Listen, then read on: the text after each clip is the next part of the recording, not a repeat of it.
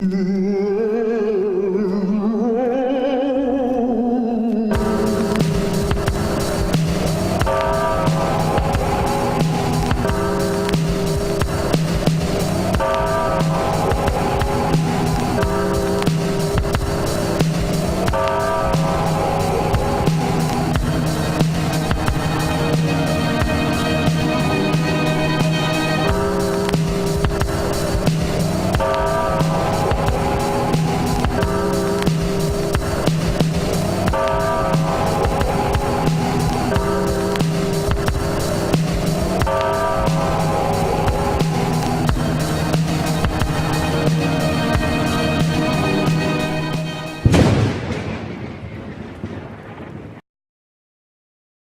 everybody, welcome to 13 Nights of Halloween. I'm TJ Washuk. I'm Evan O. Neal. And tonight we'll be discussing the new 2017 version of It. Woo! So by now, when this comes out, I'm sure most of you, if you're horror fans or fans of the original, you probably have seen it by now. If you haven't, watch this video and then watch it whenever it comes out. I would say DVD, but it's the year of our Lord 2017. So It might be streamable by October. you can probably find it without too much effort. So yeah, we both really enjoy this movie. We feel like it was a good movie. So we wanted to talk about it. We wanted to include it into our 13 Nights of Horror. So with that, take it away.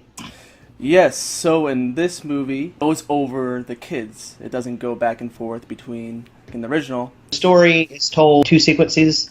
It's told as the adults, and then their memories as they were kids. Both of those kind of happen at the same time. This version of the movie is just the childhood years. Yeah.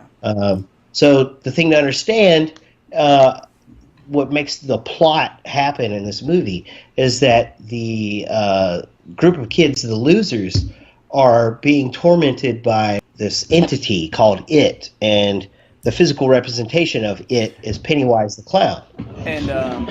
And the difference between this one and the other one, I feel, is they call it It and not Pennywise after seeing it for a second time. It's loosely representative. It's very important to note that even though Pennywise is the face of this franchise, of this movie, the clown, the scary clown, it is not the true evil force there. And I think that's what they're trying to project in this one, that he is not the main villain. It's actually the It, not Pennywise. Yeah. So speaking of that, the horror aspect of this movie, I felt like there was some jump scares, a lot of that, but not enough to make you like shit your pants. This is scary. Yeah. A good portion of it, I feel like, was building upon your fears, or building upon the characters' fears. Yeah, their psychological fears as children. Yeah, and that's what the story is about. That's what the Stephen King novel has to do with. It's a physical formation of what your greatest fear is. Mm-hmm.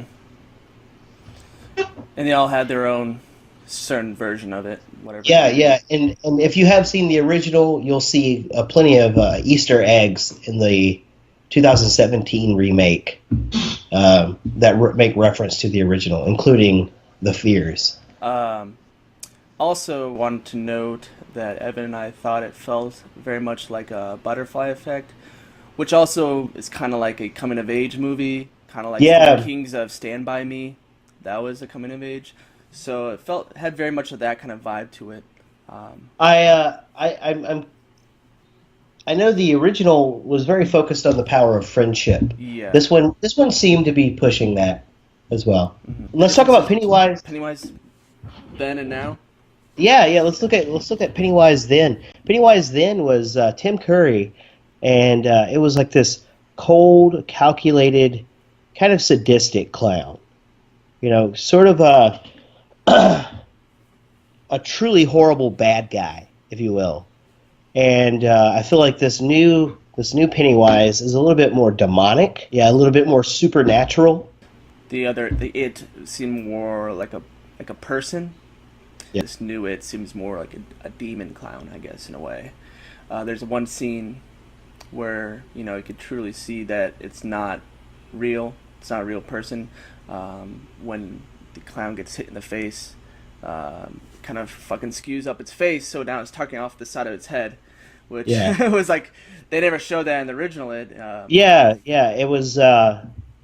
It was interesting. It was an interesting. There are a couple of new things that humanized the, or at least scaled the size of it down a bit.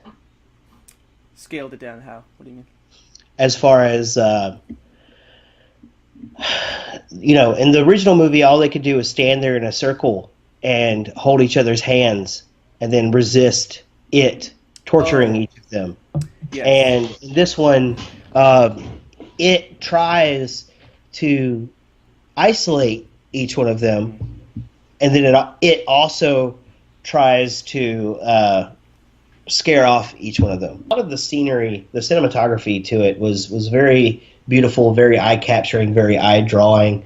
I feel like a lot of the scenes, the director makes you see what he wants you to see. And also they added the, I guess you can call it a trope, the haunted house. There's a haunted house in the movie. Yeah. That wasn't in the original, but that's okay. It just serves. It just serves as a location. A big thing about the series is that it lives in the sewers. Yeah. So the children have to go down there to the sewers, which is already like a place to be anyway. Exactly. Yeah. So, but the actors and actress that played the kids did a great job. It's funny. It's suspenseful. But the guy that played Richie, he's from Stranger Things, so I felt like he was a stronger actor than all the other kids, just because he has all that experience more than the other. In this, his character is a comedian. His character is the comedian. Very quick-witted, almost to like the kids in the '80s really talk like that kind of thing.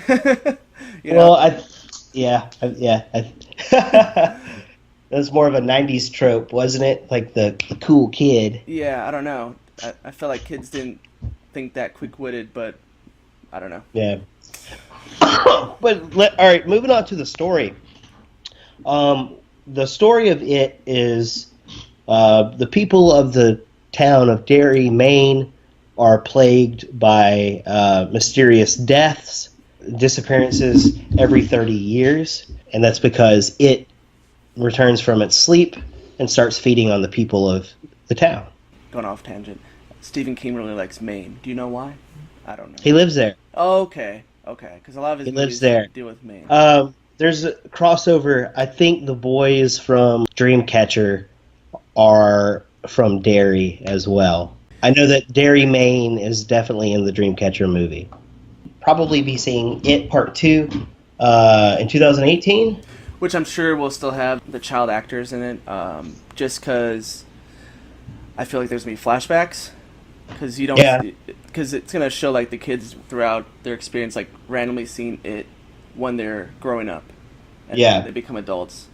Because that's what the whole part of the book was about, I think, was they randomly seen it, but then they forget about him or something. Yeah, well, the thing is, I think they still continue to see it after they defeat it. Yeah, after they separate, they all kind of go their separate ways. Mm-hmm. They see it over the course of that next, or the rest of that year. 27 years. Yeah, well, no. They completely forget about it. Oh, okay. It's a curse. They have several curses, like they can't have children. Everyone who moved away, though, became very successful. That is true. So, I think the second part will probably have some flashbacks, but it'll be very driven just to fill in the gaps about their friendships over the years. Yeah. Because the story as is just a group of kids coming together and becoming friends over a summer because they're being haunted by this fucking monster. It took place in the 80s, and now the new one's going to take place, I'm assuming, present day. That makes sense. Which a lot of, I think, movies and shows are very nostalgic to the 80s right now just because of the 30 to 40-year-olds that are making these movies. Yeah, and then us. We'll be in the 90s. Yeah, we love the 80s. I mean, that's like right before our time, but also still our time type of deal. Yeah, we still lived with the imagery. Mm-hmm. Just to wrap it up, if you have not seen the movie yet, do yourself a favor, watch it. I'm sure it's you'll great. like it. It's great, and it's scary. Yeah. That's the important thing, is that it's scary. So please comment, rate, subscribe.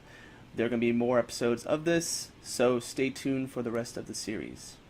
The 13 Nights of Horror!